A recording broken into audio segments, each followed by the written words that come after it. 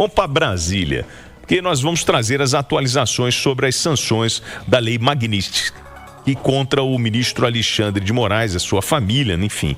O que muda para o ministro com o recuo dos Estados Unidos? Pedro Nascimento tem a informação. Com o recuo dos Estados Unidos na aplicação da Lei Magnitsky contra o ministro do Supremo Tribunal Federal, Alexandre de Moraes, deixam de valer as sanções financeiras impostas ao magistrado. A decisão, que foi anunciada na última sexta-feira, reestabelece o acesso a contas bancárias, cartões de crédito e outros serviços ligados ao sistema financeiro que é gerido pelo país norte-americano.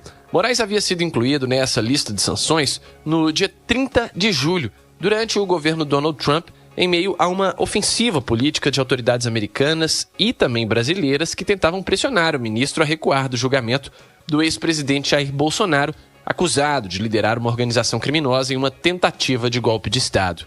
As medidas previstas na Lei Magnitsky permitiam o bloqueio de contas, cartões e bens em solo americano. Bandeiras como Visa e Mastercard chegaram a ser impedidas de emitir cartões em nome do ministro. Com a retirada do nome da lista e também da esposa do ministro, esses serviços tendem a ser normalizados.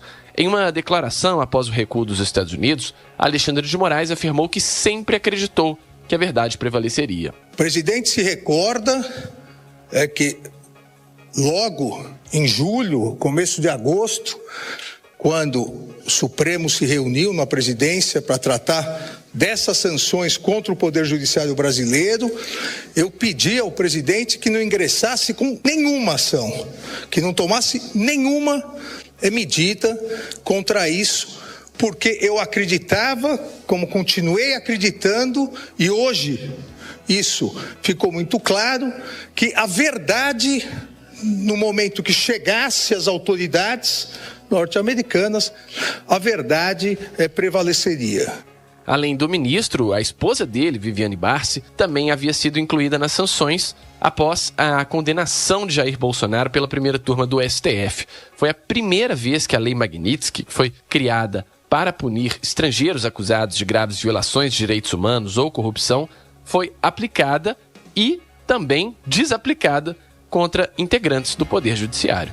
De Brasília, Pedro Nascimento. Bom, senhores, essa tal dessa Lei Magnitsky contra o Alexandre de Moraes, ela foi comemorada, né, por parte da direita, dizendo que isso era a solução, né, e que isso, eles iam ampliar essas restrições a outras personalidades no país e que o governo americano poderia pressionar o governo brasileiro com o objetivo, né, de reverter a situação do presidente Jair Bolsonaro, né? Uma mudança política, uma virada de mesa.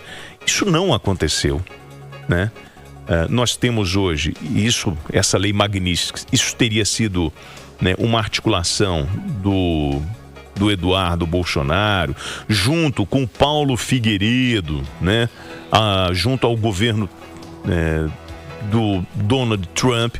Paulo Figueiredo, né, os senhores sabem, influenciador bolsonarista, né, que reside em solo americano. Ele teria feito essa costura junto com o Edu, o 03, né, para tentar enfrentar, e eles fizeram uma campanha nos Estados Unidos contra o ministro Alexandre de Moraes. Mas a gente não pode esquecer que nesse processo todo você teve Joesley Batista, um dos maiores empresários, né, fazendo uma aproximação junto ao governo americano em função dos seus interesses comerciais. E o governo americano, claro, num primeiro momento o Trump bancou e depois recuou. E não vai se meter nisso. Agora lembra que a gente está no meio de uma negociação que, olhando para o mapa geopolítico, olhando para a questão da Venezuela, a questão interna americana, a questão brasileira nessa mediação com, talvez, o próprio Joesley com a mediação junto à Venezuela. Enfim, isso é muito complexo. E aí, depois dessa virada de mesa, a turma fala assim, na verdade a Lei Magnitsky, ela era uma proposta para o povo brasileiro ir para as ruas, se rebelar contra o ministro. Balela. O povo cansou disso. No fundo, o povo está cansado. E hoje eu conversava com um colega, a eleição de 2026, ela pode ser uma coisa completamente diferente do que a gente está vendo hoje.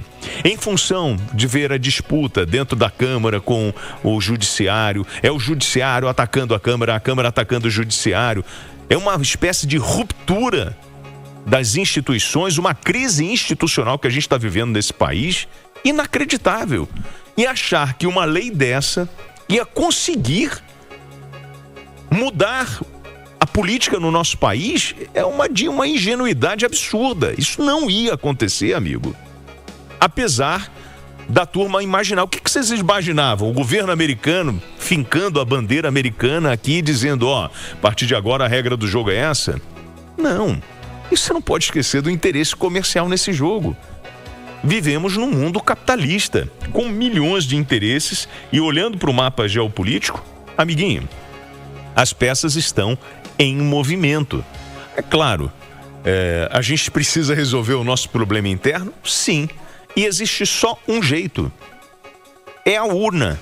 Amiguinho, não tem outra, a não ser que você queira mudar o modelo e quebrar o que nós temos hoje como democracia. Mas para mudar tudo que está aí, ano de 2026, se você é a favor do que está acontecendo, ok, vai lá. E independente de favor ou contra, você precisa exercer a sua cidadania. A única coisa que eu te peço, né? E aí não tenho que me meter na tua vida, mas acho que vale a pena falar isso para você. Se você acredita num país, né? Acredita numa democracia, acredita num país justo, onde as pessoas têm acesso à educação, saúde, segurança pública, não vota em ninguém envolvido em tramóia.